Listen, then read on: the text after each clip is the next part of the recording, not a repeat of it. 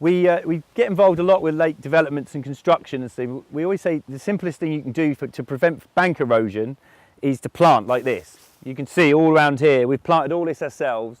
When we first got here, this lake suffered enormously from bank erosion, as do a lot of places. You get undercut banks where trees go in, there's roots everywhere. So we rip out all that, get rid of it all. You don't need it.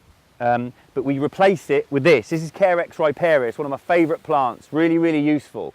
We mix this in with flag iris, and those two plants provide this lovely fringe. So it's very good habitat, it's very good for the water quality, it looks good, but the main job it's doing is protecting from bank erosion. And you can see from around here, it provides a lovely fringe. You can fish up to it safe, so you can't lose a fish in that, but it's good. Little fish, juveniles can go in there, it's good for spawn and everything else. It does its job basically. Even the roots, you can see in the roots, they provide really good substrate for the fish to spawn on.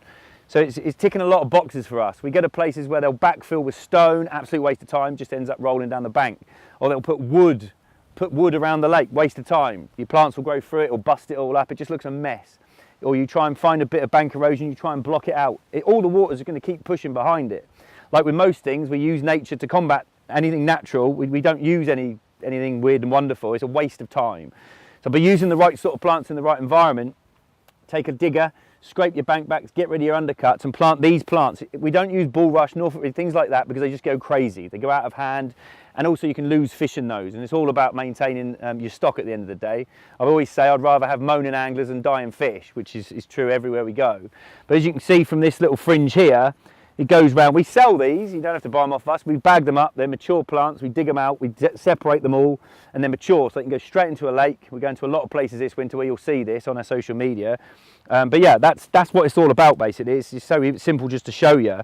And it just provides this lovely, lovely margin. So it draws the fish out of areas you don't want them. They're quite happily coming to this area, all around the lakes like this. But when we got here, it was like a bomb. There was no vegetation, there was nothing.